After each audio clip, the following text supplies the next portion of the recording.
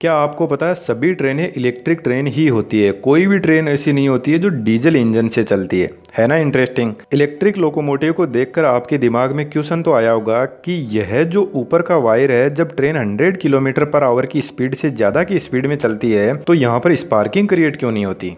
और यदि आपने ज़्यादा सोचा तो यह भी सोचा होगा कि इलेक्ट्रिक ट्रेन में बैठे हुए पर्सन में करंट क्यों नहीं लगता। और एक चीज़ यदि आपने नोटिस की हो तो इलेक्ट्रिक ट्रेन में ऊपर की तरफ एक ही वायर होता है, जबकि जो इलेक्ट्रिक लोकोमोटिव है उसके अंदर 3 फेज मोटर काम में ली जाती है। फिर वह एक वायर से कैसे चलती है। आपको पता है इलेक्ट्रिक लोकोमोटिव को न्यूट्रल वायर ट्रेन के ट्रैक से मिलता है, तो फिर क्या हम ट्रेन के ट्रैक को टच करेंगे तो क्या हमें ज़बरदस्त इलेक्ट्रिक शॉक लगेगा या नहीं। इन सब के अलावा इलेक्ट्रिक लोकोमोटिव होती है उसमें जो मोटर यूज होती है उसके बारे में भी मैं आपको कुछ इंटरेस्टिंग बातें बताऊंगा, क्योंकि वह एक अलग ही टाइप की मोटर है। तो इन सभी क्वेश्चन को 1 बाय 1 लेते हैं और सोल्व करते हैं और आगे बढ़ते हैं। और इनके अलावा यदि कोई और आपका क्वेश्चन रह गया है तो वो बीच में कवर होता जाएगा। वीडियो आप पूरा देखना।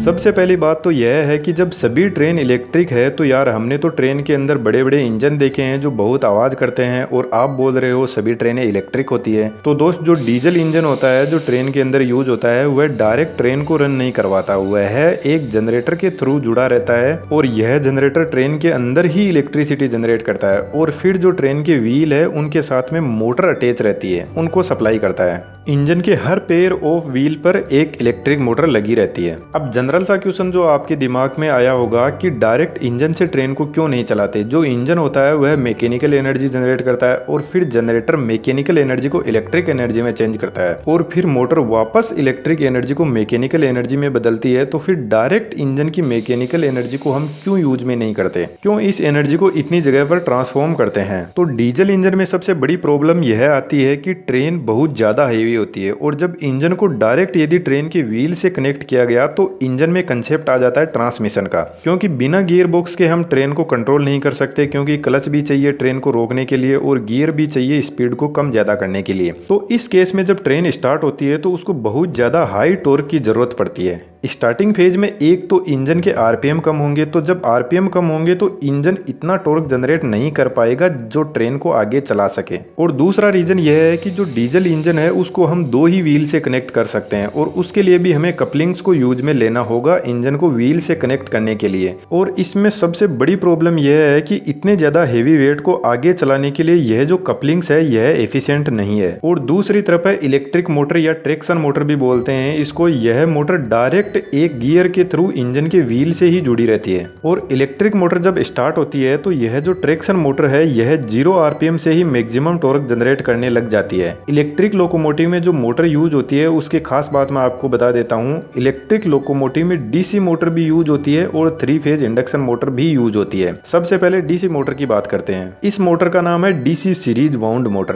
पहली बात तो डीसी मोटर इसलिए यूज ली जाती है क्योंकि डीसी मोटर बहुत ज्यादा पावरफुल होती है यदि एसी मोटर से कंपेयर करें तो। और दूसरा, डीसी मोटर की स्पीड और टॉर्क को कंट्रोल करना बहुत आसान है। आपके लिए यहाँ पर एक क्वेश्चन है कि डीसी मोटर एसी मोटर से क्यों ज्यादा पावरफुल होती है, कमेंट्स में जरूर रिप्लाई करना। अब इस सीरीज मोटर की खास बात यह है कि यदि इसको नो लोड पर स्टार्ट किया गया तो इसकी स्पीड डेंजरसली हाई होती है, इसलिए सीरीज मोटर को हमेशा लोड के साथ में ही स्टार्ट किया जाता है। पहले उस पर फुल लोड डाला जाता है फिर उसको स्टार्ट किया जाता है। और इलेक्ट्रिक लोकोमोटिव में तो लोड की कोई कमी नहीं है, तो जब यह मोटर स्टार्ट होती है तो जितना इस पर लोड पड़ता है उतना ही यह ज्यादा टॉर्क जनरेट करती है। आसान भाषा में कहूँ तो इस मोटर को उतना ही ज्यादा मजा आता है जब इंजन के पीछे ट्रेन की बोगियां जोड़ते ही जाओ, जितना ज्यादा लोड होगा उतनी ही ज्यादा पावर जनरेट करेगी यह। और दूसरी बात, इस ट्रैक्शन मोटर की स्पीड को कम ज्यादा करने के लिए कोई ट्रांसमिशन की जरूरत नहीं पड़ती। मोटर के फील्ड को कंट्रोल करके इसकी स्पीड को आसानी से कंट्रोल कर लिया जाता है। और यदि इमरजेंसी ब्रेकिंग की भी जरूरत हुई तो इस मोटर के फील्ड को यदि रिवर्स कर दिया गया तो यह रिवर्स डायरेक्शन में घूमने लग जाएगी, और यह अच्छा खासा ब्रेकिंग का भी काम करती है, जिसको रीजनरेटिव ब्रेकिंग बोलते हैं। लेकिन आज के टाइम में इलेक्ट्रिक लोकोमोटिव में IGBT control 3 phase squirrel gauge induction motor काम में ली जाती है।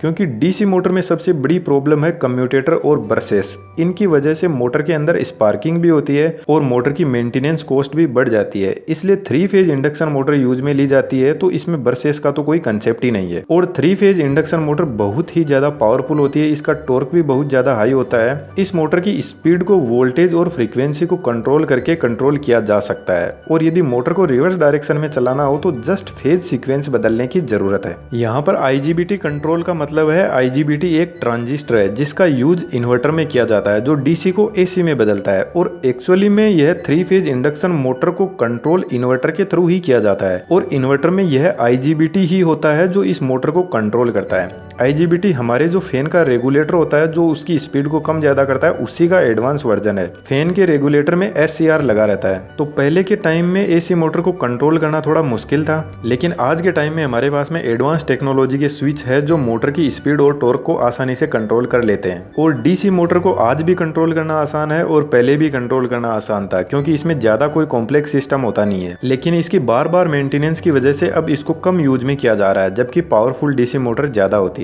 इलेक्ट्रिक लोकोमोटिव में जो ट्रैक्शन मोटर यूज होती है उसकी सबसे अच्छी बात यह है कि यदि इस मोटर को रिवर्स डायरेक्शन में चलाना है तो ज्यादा कोई कॉम्प्लेक्स प्रोसेस नहीं है और यह रिवर्स डायरेक्शन में भी उतनी ही स्पीड में चलती है जितनी फॉरवर्ड डायरेक्शन में चलती है। आपको तो पता ही है ट्रेन के इंजन दोनों साइड में फुल स्पीड पर चल सकता है, क्योंकि उसमें मोटर यूज होती है। और यदि वहीं पर इंजन होगा तो फॉरवर्ड डायरेक्शन में तो इंजन फुल स्पीड में चला जाएगा, लेकिन रिवर्स डायरेक्शन में वापस लाने के लिए या तो हमें इंजन को टर्न दिलवाना पड़ेगा, अदरवाइज हमें इंजन के अंदर एक अलग ट्रांसमिशन की जरूरत पड़ेगी जो ट्रेन को रिवर्स डायरेक्शन में भी उतनी ही स्पीड में चला सके। तो यह थोड़ी कॉम्प्लेक्स प्रोसेस हो जाती है, इसलिए यहाँ पर मोटर यूज में ली जाती है। अब चलते हैं अगले क्वेश्चन की तरफ कि जब ट्रेन की स्पीड 100 किलोमीटर पर आवर की स्पीड से भी ज्यादा है तो इस वायर के और पेंटोग्राफ के बीच में स्पार्किंग क्रिएट क्यों नहीं होती। एक्चुअली में यहाँ पे स्पार्किंग क्रिएट होती है पर हमें दिखाई नहीं देती। जिस वायर से ट्रेन को सप्लाई मिलती है उसको बोलते हैं कॉन्टेक्ट वायर, और यह जो कॉन्टेक्ट वायर के ऊपर वायर है इसको बोलते हैं कैटेनरी वायर। करंट सिर्फ कॉन्टेक्ट वायर में ही फ्लो होता है, कैटेनरी वायर तो कॉन्टेक्ट वायर को सपोर्ट देता है और एकदम स्ट्रेट रखता है, स्पेन क्रिएट नहीं होने देता कॉन्टेक्ट वायर में। जो कॉन्टेक्ट वायर होता है वह स्टैंडर्ड कॉपर वायर का होता है और जो पेंटोग्राफ होता है उसके ऊपर ग्रेफाइट की कोटिंग की जाती है और ग्रेफाइट एक लुब्रिकेंट की तरह काम करता है। ट्रेन के ऊपर यह जो स्ट्रक्चर है जो कॉन्टेक्ट वायर से टच रहता है इसको बोलते हैं पेंटोग्राफ। तो नॉर्मल कंडीशन के अंदर तो हमें कोई स्पार्किंग नहीं दिखाई देगी, लेकिन नाइट के टाइम में आप यहाँ पर देख सकते हो हल्के से स्पार्किंग देखने को मिलेगी जैसे कोई स्टार ब्लिंकिंग कर रहा है। और दूसरी कंडीशन, जब पेंटोग्राफ का कनेक्शन कॉन्टेक्ट वायर से छूट जाता है और बीच में थोड़ा सा एयर गैप रहता है तो इलेक्ट्रिसिटी का ट्रांसमिशन एयर के थ्रू होता है, और एयर आपको पता है इलेक्ट्रिसिटी का बेड कंडक्टर है। तो यहाँ पर स्पार्किंग क्रिएट होने लग जाती है, पर ऐसा होता नहीं है क्योंकि पेंटोग्राफ अपनी हाइट को एडजस्ट करता रहता है हाइड्रोलिक मोटर के थ्रू और कॉन्टेक्ट वायर पर प्रेशर से जुड़ा रहता है। जो कॉन्टेक्ट वायर होता है उसको बार बार नहीं बदल सकते, इसलिए स्टैंडर्ड कॉपर वायर को यूज में लिया जाता है। और पेंटोग्राफ के अंदर ऐसी मेटल यूज में ली जाती है जो एक सॉफ्ट मेटल होती है। यदि पेंटोग्राफ और कॉन्टेक्ट वायर के बीच में फ्रिक्शन होता है तो पेंटोग्राफ की मेटल ही घिसने लग जाएगी, कॉन्टेक्ट वायर को कुछ नहीं होगा, वह एकदम सेफ रहेगा। अब बात करते हैं इलेक्ट्रिक लोकोमोटिव में अंदर बैठे पर्सन को क्यों इलेक्ट्रिक शॉक नहीं लगता। तो इसको समझने से पहले हमें इलेक्ट्रिक लोकोमोटिव की थोड़ी सी वर्किंग को समझना होगा। जो ओवरहेड कॉन्टेक्ट वायर होता है वह एक फेज वायर होता है और न्यूट्रल वायर का कनेक्शन इलेक्ट्रिक लोकोमोटिव में ट्रेन के ट्रैक से मिलता है। जो ओवरहेड वायर होता है उसमें 25 किलोवाट की सप्लाई दी जाती है और हर 40 से 60 किलोमीटर के बीच में रेलवे का पावर हाउस होता है जो इस कॉन्टेक्ट वायर को सप्लाई देता है। तो जो भी ट्रांसफॉर्मर हाई वोल्टेज को 25 kV तक डाउन करता है उसके फेज वायर को तो कॉन्टेक्ट वायर से कनेक्ट कर दिया जाता है और न्यूट्रल वायर को उसको सॉलिडली ट्रेन के ट्रैक से कांटेक्ट किया जाता है। अब इलेक्ट्रिक लोकोमोटिव के अंदर भी एक ट्रांसफॉर्मर रहता है। यह ट्रांसफॉर्मर पेंटोग्राफ के थ्रू फेज वायर लेता है और जो ट्रेन के व्हील है उनके थ्रू न्यूट्रल वायर लेता है जो फेज वायर को रिटर्न पाथ प्रोवाइड करवाता है। अब यह ट्रेन के इंजन में जो ट्रांसफॉर्मर रखा है यह 25 किलोवोल्ट को 600 वोल्ट तक स्टेप डाउन करता है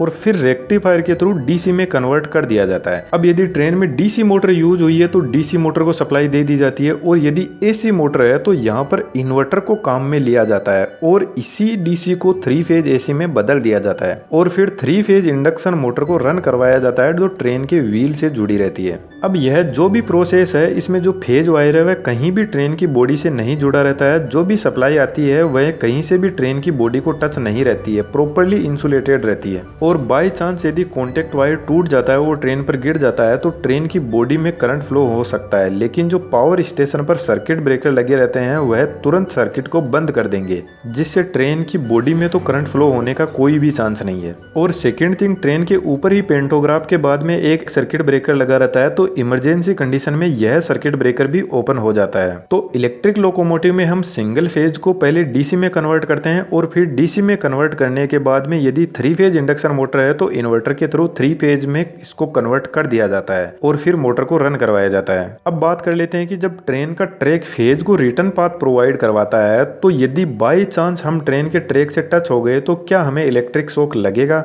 देखिए, इसका भी कोई चांस नहीं है कि हमें इलेक्ट्रिक शॉक लगेगा, क्योंकि ट्रेन का पूरा ट्रैक हर थोड़ी सी दूर के बाद में एक एल्यूमिनियम के रोड से ग्राउंड किया रहता है। तो जो भी करंट होता है वह जमीन में चला जाता है, क्योंकि करंट हमेशा लो रेजिस्टिव पाथ सेलेक्ट करता है और हमारी जो बॉडी है उसका रेजिस्टेंस ज्यादा होता है, तो हमें कोई भी इलेक्ट्रिक शॉक नहीं लगेगा। जो भी एक्स्ट्रा करंट है वह पूरा का पूरा जमीन में ही चला जाएगा। अब यह जो इलेक्ट्रिक लोकोमोटिव है इसमें एक प्रॉब्लम सबसे ज्यादा आती है और वह प्रॉब्लम यह है कि जो इलेक्ट्रिक लोकोमोटिव होती है वह वेट में हल्की होती है, क्योंकि इनके अंदर वजन मोटर का और ट्रांसफॉर्मर रखे हैं उन्हीं का होगा, तो इनका वजन ज्यादा नहीं होगा। जबकि पावर इस मोटर के पास में बहुत है, पर जब तक इस मोटर पर लोड नहीं पड़ेगा तब तक यह ज्यादा टॉर्क जनरेट नहीं करेगी। और दूसरी प्रॉब्लम यह है कि जो ट्रेन के व्हील है वह ट्रेन बहुत ज्यादा हेवी होती है, तो वहीं पर स्लिप होने लग जाएंगे, जिससे ट्रेन आगे नहीं बढ़ेगी। इसलिए एक तो जो ट्रेन की बोगी है जहां पर यह जो कंट्रोल सेटअप रहता है इलेक्ट्रिक लोकोमोटिव का, वहां पर हेवी वेट रखे जाते हैं ताकि व्हील्स में स्लिप क्रिएट ना हो और मोटर का टॉर्क भी इससे इंप्रूव होता है।